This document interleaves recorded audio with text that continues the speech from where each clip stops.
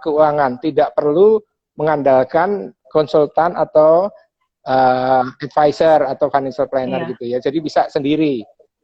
Model-model milenial memang biasanya suka yang do it yourself iya, ya, yang DIY ya, do it yourself ya. Betul itu, karena kita melihat riset mengenai itu dan kecenderungannya seperti itu. Mereka tidak terlalu percaya orang lain, tidak terlalu percaya bank, pengennya melakukan sendiri ya, sehingga dan mungkin suasana atau masa depan itu memang seperti itu ya setelah ada pandemi ini ya, orang akan lebih mandiri, negara-negara juga akan mandiri karena kalau dia terlalu mengandalkan logistiknya dari luar negeri, belum tentu mereka bisa supply ya. Jadi ke depan itu memang penting sekali untuk mandiri ya, untuk individu, keluarga maupun negara juga begitu. Ya.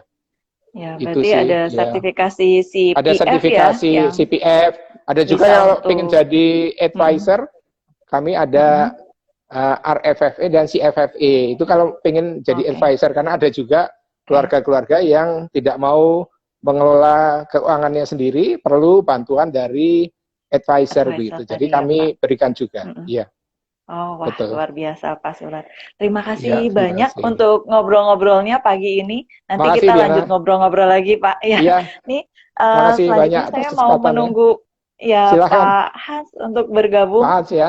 Iya, silakan. Diri sendiri, hidup sesuai kemampuan, dan jangan lupa untuk kreatif untuk mempelajari hal-hal baru.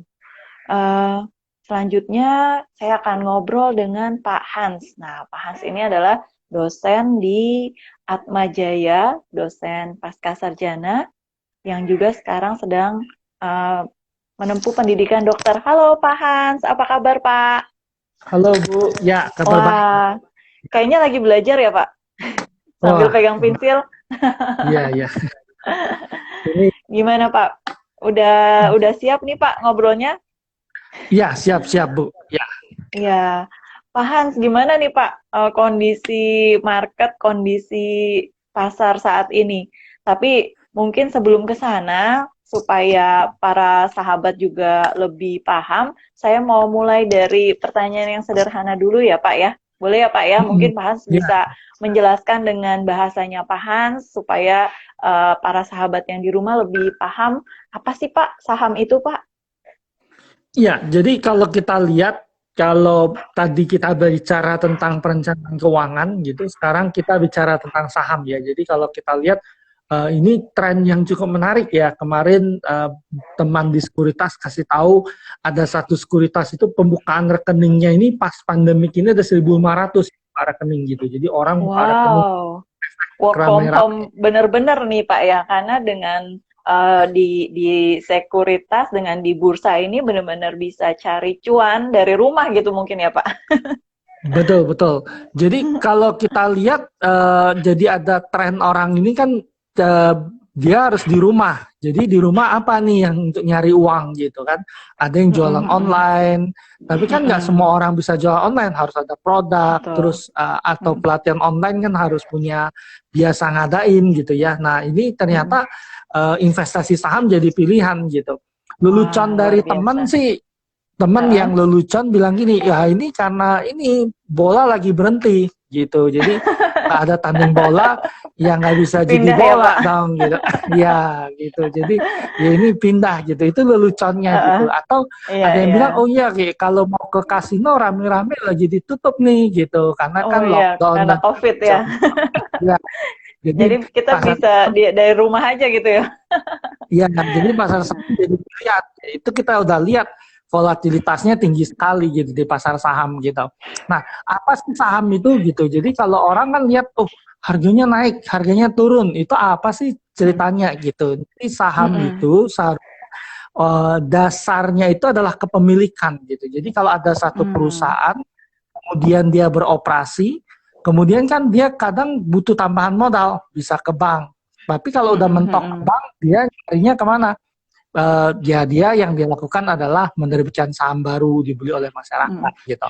Nah nanti dari saham ini di listing ke bursa dan antar investor itu diperdagangkan antar investor tadi gitu. Jadi inilah yang disebut sebagai saham sendiri. Jadi kalau kita membeli saham itu seharusnya seperti apa? Seharusnya adalah memahami bisnis perusahaan yang mau kita beli gitu. Jadi saya membeli perusahaannya, perusahaan ini apa aja isinya gitu. Nah, kalau kita lihat perusahaan ini ada manajemennya, ada produknya, ada prospeknya ke depan. Nah, ini yang kita beli gitu. Nah, kalau mau mengharapkan volatilitas bisa juga gitu. Jadi itu keuntungan-keuntungan jangka pendek yang kita dapatkan. Oke, berarti saham itu sebenarnya adalah bukti kepemilikan ya Pak ya. Jadi supaya kita tahu saham apa yang mau kita beli, kita harus memahami bisnis dari perusahaannya gitu ya Pak ya. Betul Bu. Jadi tadi kan Pak Sulat udah cerita juga tentang perubahan gitu ya. Jadi kita harus melihat setelah COVID ini ada sesuatu yang berubah nggak dari bisnis, dari ekonomi sendiri gitu ya. Orang bilang kalau udah 21 hari orang udah mulai beradaptasi. Nanti kalau udah 90 hari lebih orang di lockdown di rumah, dia udah memikirkan bisnis model baru gitu. Kalau kita berangkat di Wuhan, Tiongkok, waktu itu kan mereka melakukan lockdown untuk melawan COVID ini. Mereka butuh 11 minggu gitu. Kalau kita hitung 11 minggu itu kan cukup lama ya, itu 3 bulan lebih ya. 3 bulan lebih ya. Ya, 3 bulan lebih. Jadi itu udah hampir 90 hari gitu. Nah, orang bilang jangan-jangan model bisnis banyak yang berubah gitu sesudah terjadi hal-hal seperti ini. Seperti orang sekarang kayaknya kerja di rumah lebih produktif gitu. Mungkin bosnya bilang, oh iya kamu bisa kerja di rumah lebih produktif gitu. Nggak usah spending time di jalan gitu. Jadi ini akan berubah. Tentu nanti industri-industri harus kita perhatikan pasti berubah gitu. Kalau dulu orang nyari rumah, oh kalau bisa dekat-dekat tempat kerja. Tapi kalau boleh kerja dari rumah, dari mana aja kita bisa tinggal, kemudian yang penting connection bagus, kita bisa bergabung gitu. Jadi memang nanti akan banyak yang berubah. Jadi, nah itu karena itu kita harus memahami perusahaan apa yang kita beli, bisnisnya apa, sehingga kita bisa tahu, oh ya ini perusahaan menjanjikan atau enggak. Oh, wah luar biasa. Nah kalau gitu kayaknya untuk orang-orang yang mau investasi itu perlu ya Pak ya untuk menyertakan saham dalam portofolio investasinya ya Pak, sebagai salah satu pilihan alternatif investasi ya Pak ya. Kenapa Pak saham ini kayaknya berprospek Pak? Ya, jadi kalau kita lihat tadi Pak Sulat di awal udah memulai dengan mengatakan kalau kita punya dana, kalau punya pendapatan, ya orang harus saving. Kenapa harus saving? Ya ini jadi sesuatu yang penting pas kita melihat kayak gini kan ada COVID-19, kemudian orang nggak bisa kerja, ada resiko pendapatannya turun. Jadi ini jadi sesuatu yang diperhatikan orang gitu.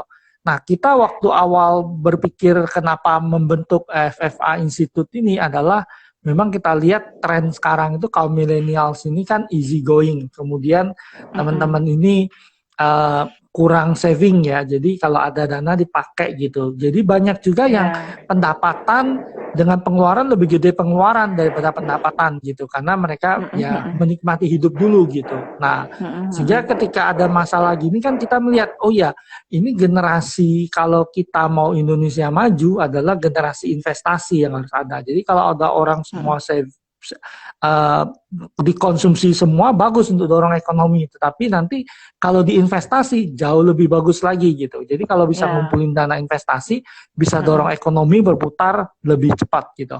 Nah kalau orang punya pendapatan harusnya yang dia lakukan apa? Ada savingnya. Nah saving itu kalau dia udah punya saving dia harus taruh di dana darurat ya. Ada dana darurat 3 bulan sampai 9 bulan gitu. Nah sekarang mungkin harus bersiap dana daruratnya kalau bisa di double ya. Jadi punya 3 bulan diirit-irit. Kalau Pak Sulat bilang 4 bulan, kalau bisa diirit-irit jadi 6 bulan kalau gitu. Lebih amannya ya gitu. Nah kemudian setelah saving tentu saja kan duitnya harus dipindah investasi. Investasi itu melipat gandakan sesuatu gitu. Supaya sesuatu yang kita punya ini bisa berlipat ganda gitu. Nah investasi itu macam-macam, ada sektor real, ada yang sektor finansial gitu. Nah kalau sektor real kan kita beli tanah, beli pabrik. Nah mungkin sekarang aktivitas agak tertahan di sini dan memang ada kendala modalnya juga agak besar ya untuk melakukan itu. Nah aset finansial itu jadi pilihan kita saat ini. Nah finansial itu apa aja? banyak, ada dari derivatif, ada surat utang, ada saham, jadi macam-macam di sini.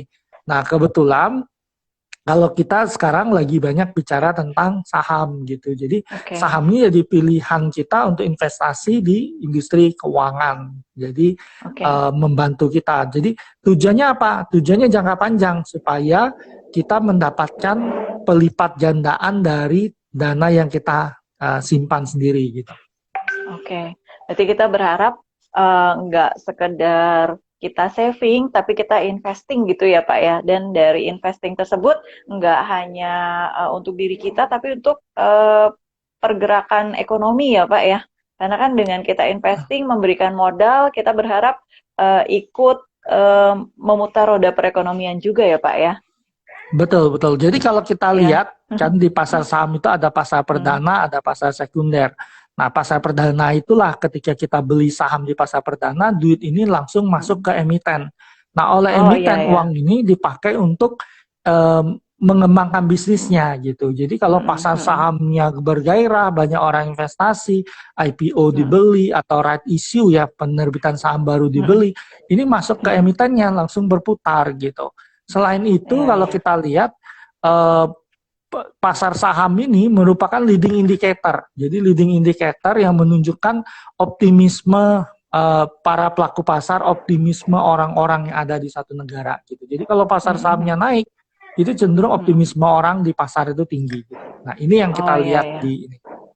Iya, biasanya sih setahu saya kalau orang-orang yang investasi di saham itu punya optimisme lumayan tinggi ya Pak ya. Karena kan kalau pasar dalam keadaan sehat, otomatis nilai saham-sahamnya juga ikut naik gitu ya Pak ya.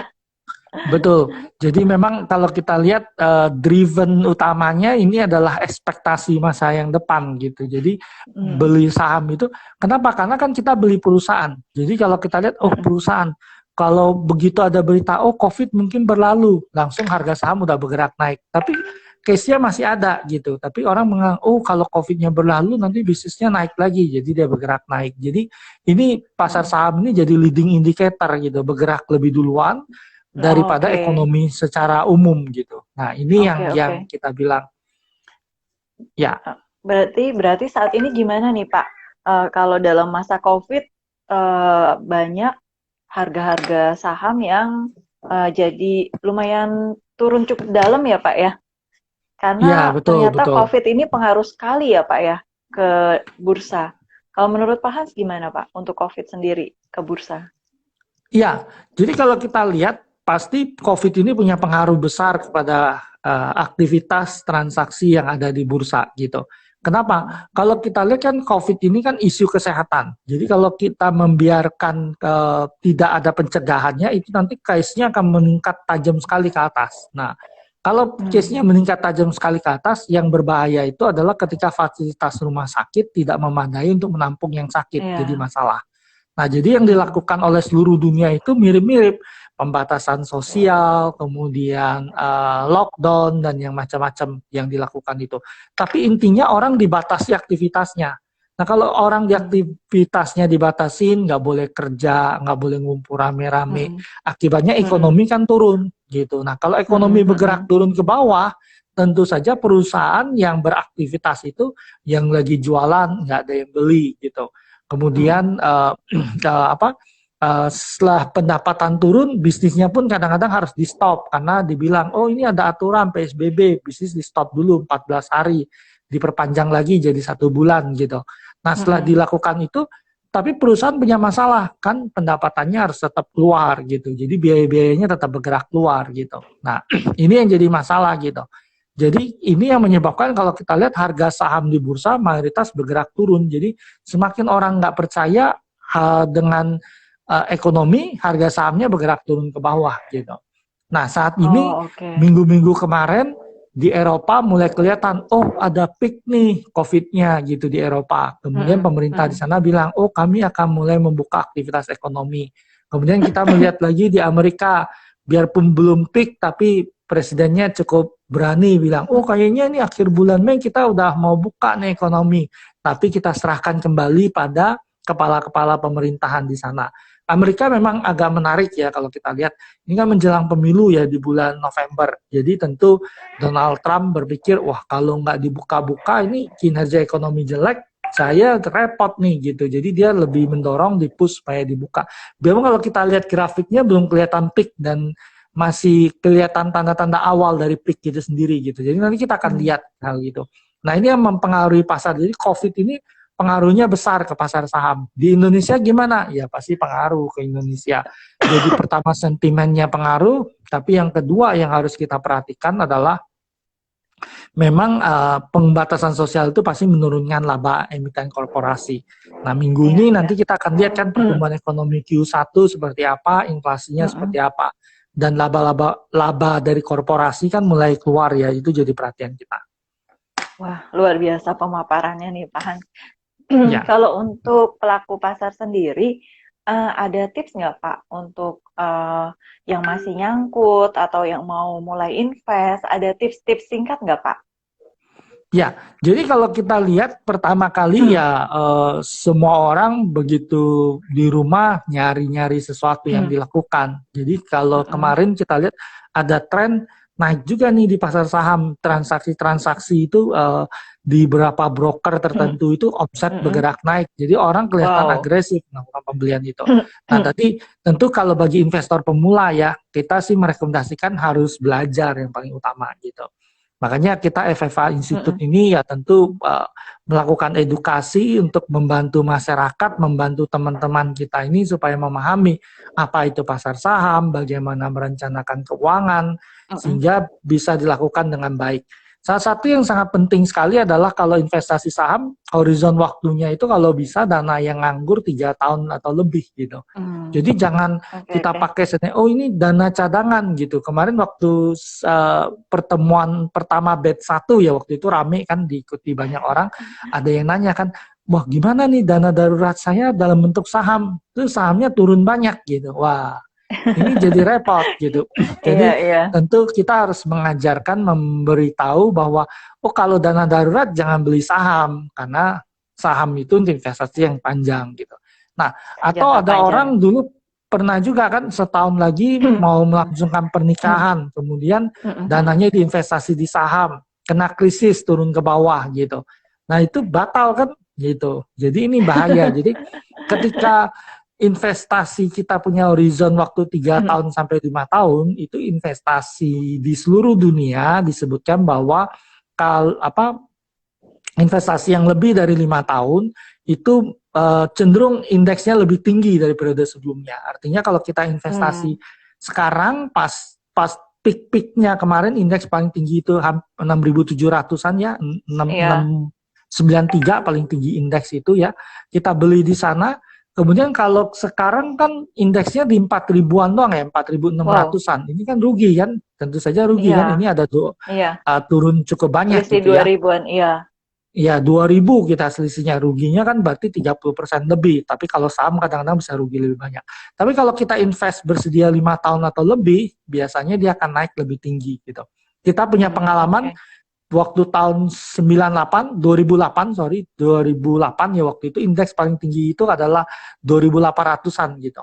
Kemudian indeks itu pas krisis subprime mortgage itu turun paling rendah ke 1.100 gitu. Jadi turun 60% lebih dalam, gitu. 60%. Tapi terus balik lagi kita lihat setahun lebih ya, 2 tahun itu udah naik, udah untung. Jadi kalau seandainya kita spesialis nyangkut gitu ya, belinya paling tinggi gitu ya. Jadi pas 2.800 kita, wah bullish nih, kita beli. Ya, kemudian turun ke 1.100. Kalau kita, ya duitnya masih mau dipakai 3 tahun lagi atau 5 tahun lagi, ya udahlah saya investor deh, biarpun ini investor kecelakaan namanya. Jadi investor karena harus kecelakaan. Harus tetap tabah gitu ya Pak. Ya. Tapi dia tunggu 2 tahun ternyata bisa untung gitu. Nah ini tips kita untuk investor pemula, harus belajar, kemudian dana yang ada itu available-nya harus waktunya panjang gitu. Nah kemudian bagi pelaku pasar yang udah pro nih, yang udah lama di pasar gitu ya gitu. Jadi ya kalau udah lama di pasar, ada 2 hal yang sangat penting. Banyak kan kita harus menentukan di awal, kita mau jadi trader atau mau jadi investor. Jadi kalau trader atau itu investor.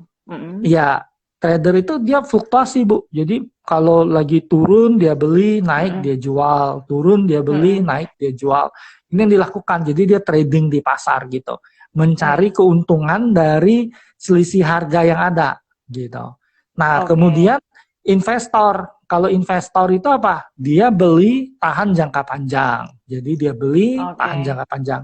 Nah, ini di seminar kita yang FFA Institute yang tentang saham, kita sampaikan juga strategi-strategi seperti ini gitu. Jadi luar biasa. supaya orang memahami gitu ya. Jadi ada peluang di setiap krisis yang ada. Jujur bilang sebenarnya takut ya, Pak ya. Ya, jujur bilang malah pelaku pasar saham itu krisis ini sesuatu yang ditunggu-tunggu ya. Jadi kalau ada krisis ini sesuatu yang ditunggu, karena di sini kita bisa dapat saham dengan harga murah, dan kalau kita tahan dalam periode panjang, ya, Pak ya?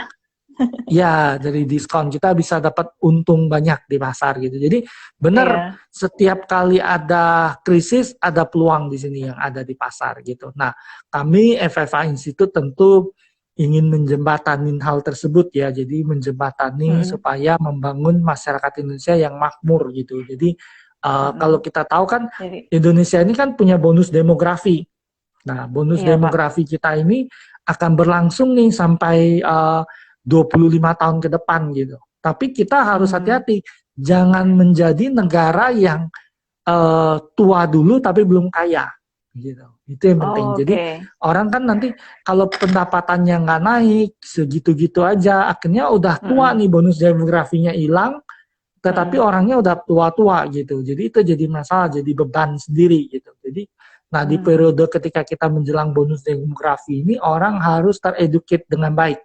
Bagaimana supaya orang itu bisa, supaya orang itu makmur, ya salah satunya belajar, teredukasi gitu. Nah, oleh karena itu kami melihat harus ada sesuatu lembaga yang benar-benar fokus gitu dan berpikir tentang masyarakat Indonesia gitu ya. Dan terutama kita menyasarnya adalah teman-teman di kaum millennials, kemudian ya kita melihat menengah dan semua segmen ya kita mendekati gitu. Tapi kita melihat di segmen menengah dan yang ke bawah ya. Jadi segmen pasar kita tidak terlalu fokus di wealth management, bukan kemakmuran yang mungkin itu high orang-orang kaya ya. Kita orang lebih menengah ke atas gitu ya, Pak ya. Ya, itu yang ini kita sasar sendiri gitu. Jadi itu yang yang kita lihat gitu. Wah, luar biasa Pak Hans ulasannya. Cukup sangat lengkap ya para sahabat ulasan dari Pak Hans. Tapi nanti di seminar tanggal 13 Mei itu akan lebih lengkap lagi ya Pak Hans, pendalaman dari materi yang tadi ya Pak ya.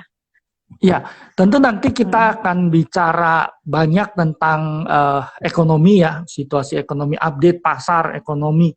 Karena kalau jujur bilang, berganti hari aja udah berubah isunya di pasar saham gitu. Jadi kita akan coba bawakan untuk updatekan ke teman-teman kira-kira apa sih isu-isu paling penting yang harus dipahami oleh pelaku pasar saham, itu akan kita sampaikan. Kemudian sesudah ekonomi tentu kita juga akan bicara tentang sektor ya. Jadi kita akan kupas beberapa sektor-sektor yang menarik. Kemudian sektor-sektor yang paling terdampak karena krisis COVID sendiri gitu. Kita akan sampaikan tentang itu gitu. Kemudian ya kita masih dengan pick saham pilihan gitu dan alasan-alasannya kenapa kita melakukan pemilihan saham-saham tersebut. Nah itu yang coba kita sampaikan ke teman-teman yang mengikuti acara kita. Dan ya ini tentu saja kalau kita udah memahami, kita investasi, ya investasi untuk ikut pelatihan itu ya tentu sangat kecil sekali ya. Jadi kalau kita bisa untung di pasar saham, tentu investasi di seminarnya nggak terlalu berarti. Berasa ya Pak ya. Ya, baik-baik. Itu sih yang kurang lebih kita lakukan. Ya. Terima kasih banyak loh Pak Hans. Sabtu pagi ini kami semua dapat penjelasan yang sangat komplit tentang pasar saham, dan juga kalau mau lebih dalam lagi nanti ada informasinya di IG-nya Pak Hans ya, Pak Hans Kui, IG-nya FFA Institute dan IG saya D Sanjaja. Baik Pak Hans, waktunya nih udah cukup panjang. nanti akan kita ngobrol-ngobrol lagi ya Pak Hans ya di Ya, kesempatan siap, Bu. berikutnya. Ya, Ya, makasih ya, Bu. eh, ya Ya, ini saya tutup dulu untuk yang Pak Hans. Ya, terima kasih Pak ya, Hans untuk kasih. waktunya. Ya, oke baik para sahabat.